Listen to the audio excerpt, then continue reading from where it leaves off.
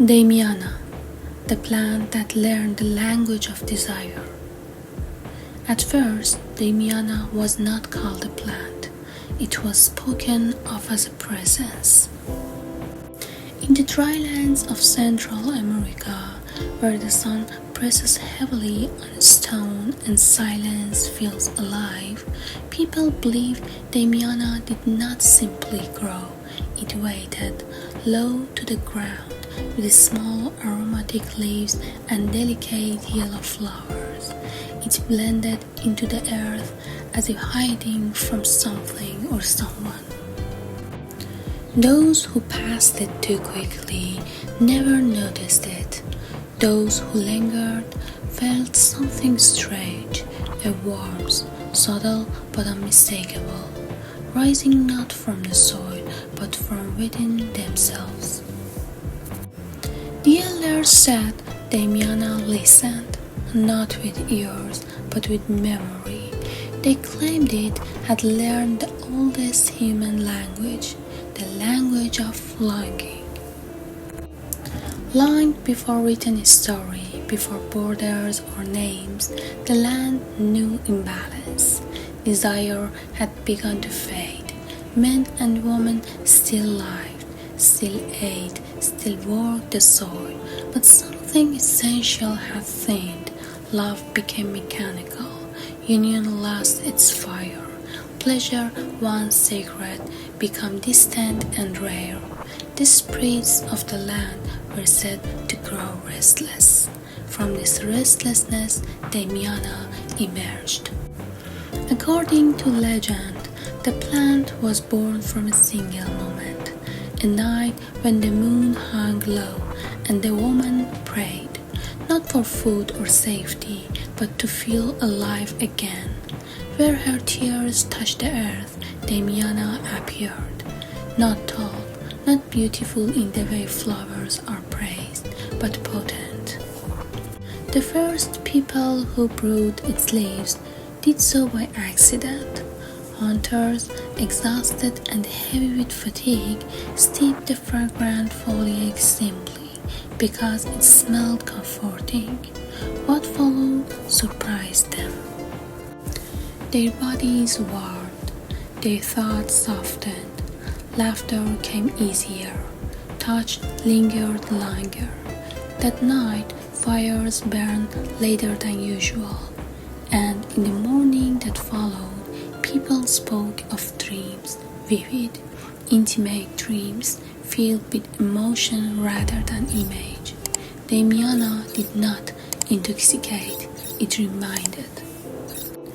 Not everyone welcomed this reminder. Shamans noticed that Damiana weakened boundaries between thought and feeling, between body and spirit, between people themselves. Used carelessly, it could stir emotions lying buried, jealousy, desire, regret. In some stories, villages banned it entirely after it reignited forbidden affairs or reopened old griefs. They said Damiana was not dangerous, but it was honest, and honestly, especially about desire, has always frightened societies. Among those who understood it, Damiana became sacred. It was never harvested in anger, never consumed in isolation, never used without intention. Before cutting its leaves, one was expected to pause, to breathe, to acknowledge what they thought, not aloud, but inwardly, for Damiana did not respond to lie. If you drank it hoping to control another, it turned bitter. If you drank it seeking escape, it left you restless. But if you drank it to reconnect with yourself or another, it opened gently. Unlike stronger ritual plants, Damiana worked slowly. Its power was cumulative, building not in a single moment, but over evenings, shared cups, repeated rituals. Elders said this was intentional. Desire, after all, is not a spark, it is an ember. They believed Damiana strengthened not just physical union, but emotional memory. Couples who drank it together were said to recall each other more vividly, even when apart. Arguments softened, affection returned. In some traditions, it was given to aging lovers, not to restore youth, but to restore attention. When European explorers reached the region, Damiana puzzled them. It did not fit neatly into their medicinal categories. It cured no obvious disease. It killed no pain outright. It did not induce visions. Yet, local people guarded it fiercely. Missionaries, uneasy with its reputation, labeled it immoral. Doctors dismissed it as folklore. Merchants tried to market it as an aphrodisiac and failed to capture its essence. Damiana resisted simplification. As indigenous traditions were suppressed, Damiana slipped into myth. It became associated with witches, love potions, and secret trysts. Its real ritual context faded, replaced by rumor and exaggeration. Some said it could make anyone fall in love. Others claimed it caused madness. Both were wrong. Damiana does not create desire. It amplifies what already exists. Centuries later, science circled back. Researchers found that Damiana affects the nervous system gently, reducing anxiety and enhancing mood.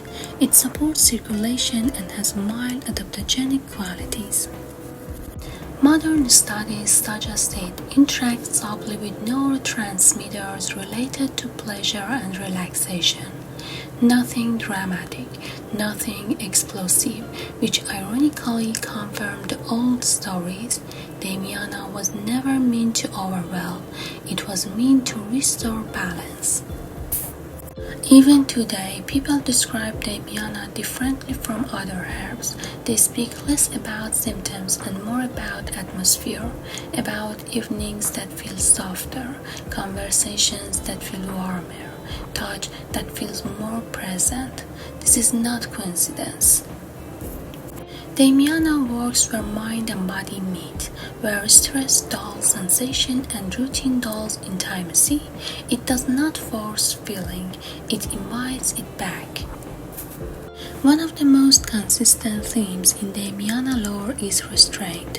It was never used daily, never consumed in excess, never taken without reflection. Too much, elders warned, and it loses its voice.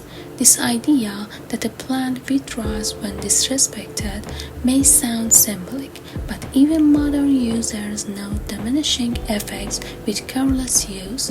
Damiana responds best to rhythm, not repetition. In a world obsessed with instant stimulation, Damiana remains quietly relevant. It offers no rush, no promise of transformation overnight, no escape from self. Instead, it offers something rarer, reconnection, to sensation, to memory, to presence. Perhaps that is why it survived conquest, dismissal, and commercialization, because some needs never disappear. The oldest belief about Damiana is also the simplest, that it does not change you. It reminds you of who you were before you forgot how to feel deeply. And once remembered, that feeling is yours to keep. This plant was feared as magic, but today we understand why. This was only one of the stories that time tried to bury. There are still many untold voices here. If you'd like to uncover these legends, stay with us on this path.